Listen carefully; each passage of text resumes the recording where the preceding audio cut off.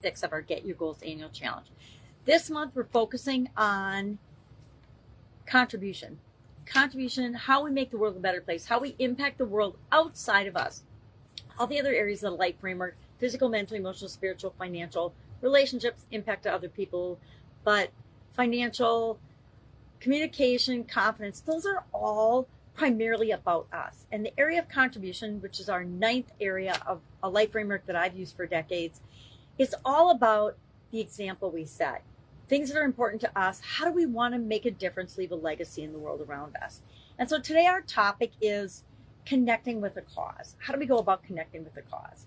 First and foremost, we want to remember and take into consideration, and if you've ever done any volunteer work or teaching or coaching or volunteering or donating in the past, you know that when you are connected to a cause, when you are donating or volunteering for something that you're passionate about, something that you really care about, you actually get as much, if not more, out of that activity than what you put into it. All of the volunteering work I've done in my past, especially one-on-one, I was a big brother, big sister for about 5 years when I lived in Green Bay, Wisconsin, and worked at Procter & Gamble. And I loved doing that because I was able to work one-on-one with the little girl and show her and be a different example for her than what she had been growing up with. And the impact on me was probably far greater than the impact on her, just because whatever we put into something, we usually get more out of that thing. And that involves volunteering and donating and contributing and making the world a better place, right? So the first thing we want to do when we think about this and connecting to a cause, and our action item today, of course, is going to be to connect to a cause that we're interested in, and then share in the comments below just what that cause is. Maybe it's feeding the hungry. Maybe it's volunteering at a shelter. Maybe it's getting gifts together for the holidays. A lot of people adopt families and make sure that they have a great Christmas, either with food and gifts, etc. But we want to look inward first and say, okay, what's important to me? What causes do I feel strongly about that I want to make a difference for, that I want to have an impact on, that I want to positively impact? How do I want to show up? So we do that by assessing our values and our beliefs. What's important to us? What are the most important things to us? If family and children or animals are most important to us, those are areas and causes we want to look to make a positive impact on. We want to understand what issues matter most to us, because that's where it's going to feel best for us to donate and give value, right? Give charity, give value, give money, give resources, give time, give energy, whatever it is we decide to do.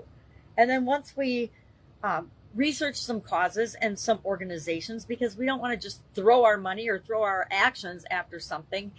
I've done that before. I've worked with organizations for personal reasons that I had a strong positive affinity to, or something that I cared a lot about, only to find out upon investigation that the vast majority of the resources that they were collecting were not going to the cause that they were purporting to support.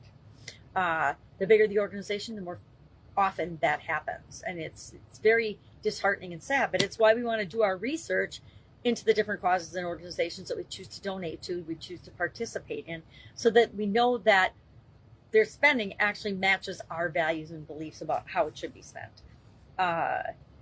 We want to explore their mission. We want to look at their track record. We want to take a look at the impact. I need a magnifying glass, which I do not have.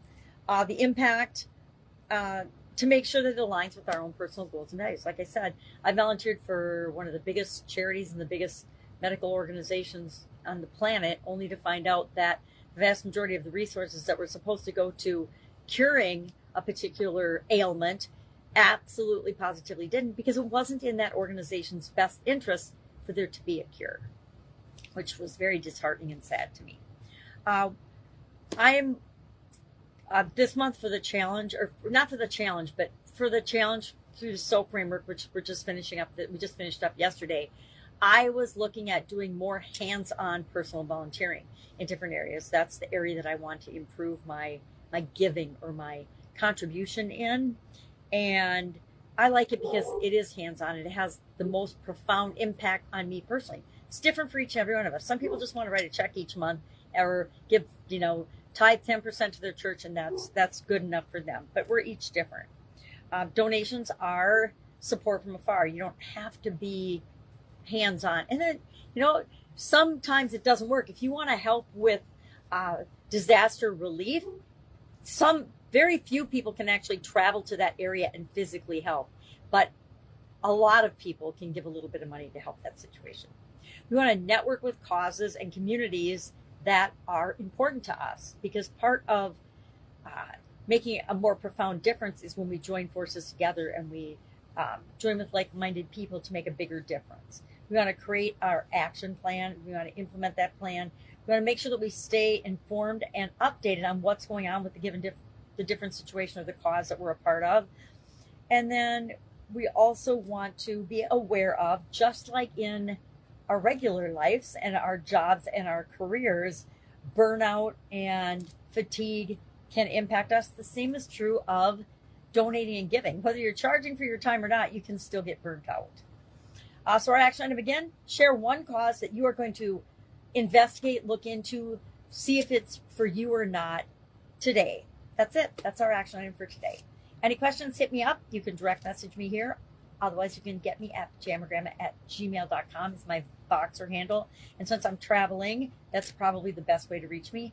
Otherwise, just ask here and I will answer your questions. Have a great day. If I can help you in any way, I'm here for you. Otherwise, I'll be with you tomorrow.